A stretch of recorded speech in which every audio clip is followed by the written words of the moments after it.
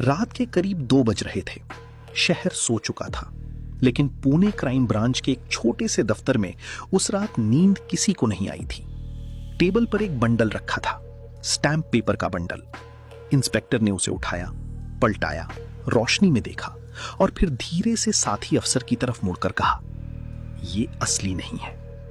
कमरे में सन्नाटा छा गया, क्योंकि वो स्टैंप पेपर नकली नहीं लग रहे थे। कागज वही था, सीरियल नंबर वही था, छपाई वही थी, वाटरमार्क वही था, सरकारी मोहर वही थी, लेकिन था वो नकली।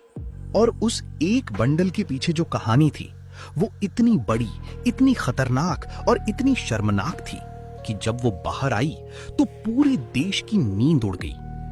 ये कहानी है अब्दुल करीम तेलगी की, एक ऐसा आदमी जिसने अकेले दम पर भारत सरकार की नाक के नीचे 30,000 करोड़ रुपए का घोटाला कर दिया, जिसने पुलिस को खरीदा, नेताओं को खरीदा, सिस्टम को खरीदा और सालों तक कोई उसे छू भी नहीं सका।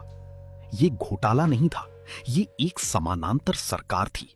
शुरुआत होती है कर्नाटक के एक छोटे से कस्बे खानापुर से। 1961 एक गरीब मुस्लिम परिवार में एक बच्चे का जन्म होता है, अब्दुल करीम तेलगी। बाप रेलवे में छोटा कर्मचारी था। घर में इतने पैसे नहीं थे कि ठीक से 2 वक्त का खाना मिले। जब तेलगी 7 साल का था तभी बाप गुजर गया। मां ने किसी तरह घर संभाला। तेलगी ने बचपन से ही देख लिया था कि गरीबी इंसान को क्या बना देती है। पढ़ाई ठीक ठाक हुई, ग्रेजुएशन किया, लेकिन डिग्री के बाद भी नौकरी नहीं मिली। वो दौर ऐसा था कि पढ़े लिखे लड़के भी सड़कों पर घूमते थे। तेलगी मुंबई आ गया। यहां उसने वो काम किया जो लाखों मजबूर लोग करते हैं। सब्जी बेची, फल बेचे, लोकल ट्रेन में घूम घूम कर सामान बेचा, छोटी मोटी दुकानदारी की। लेकिन तेलगी आम आदमी नहीं था। उसकी आंखें हमेशा किसी बड़े मौके को ढूंढती रहती थीं।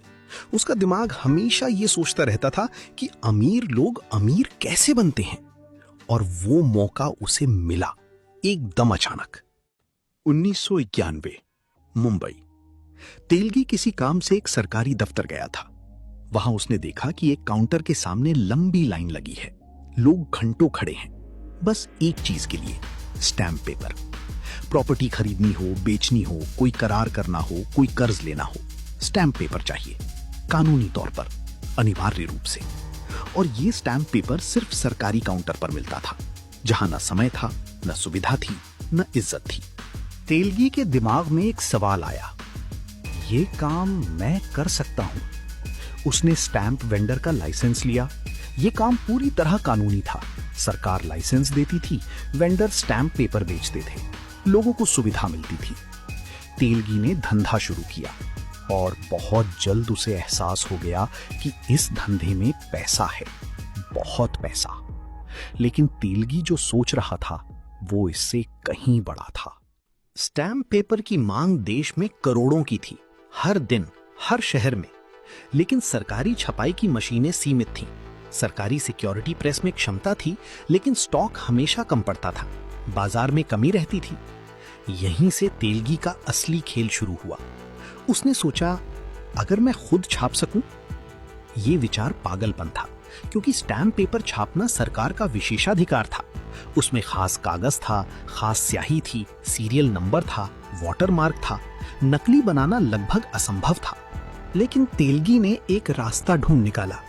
उसने नासिक के इंडिया सिक्योरिटी प्रेस में काम करने वाले कुछ लोगों से संपर्क किया। यही वो जगह थी जहां असली स्टैंप पेपर छपते थे। यहां के कर्मचारियों को उसने लालच दिया, पैसे दिए, और धीरे धीरे उसे मिल गई असली मशीन, असली कागज, असली स्याही। जो सामग्री सिर्फ सरकारी प्रेस में होनी चाहिए थी, वो तेलगी के गोदाम में आ गई। अब तेलगी नकली स्टैंप पेपर नहीं छाप रहा था, वो असली मशीन पर, असली कागज पर, असली स्याही से अवैध स्टैंप पेपर छाप रहा था। फर्क करना नामुमकिन था, क्योंकि फर्क था ही नहीं। अब तेलगी को एक और चीज चाहिए थी, सुरक्षा। क्योंकि इतना बड़ा काम अगर पुलिस को पता चल जाए तो सब खत्म। तेलगी ने वो किया जो भारत में बड़े घोटालेबाज हमेशा करते हैं।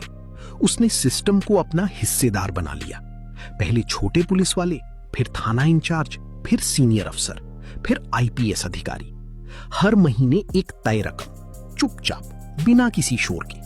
पुलिस की गाड़ियां जो कल तक उसका पीछा करती थीं, अब उसके गोदाम की हिफाजत करती थीं और यही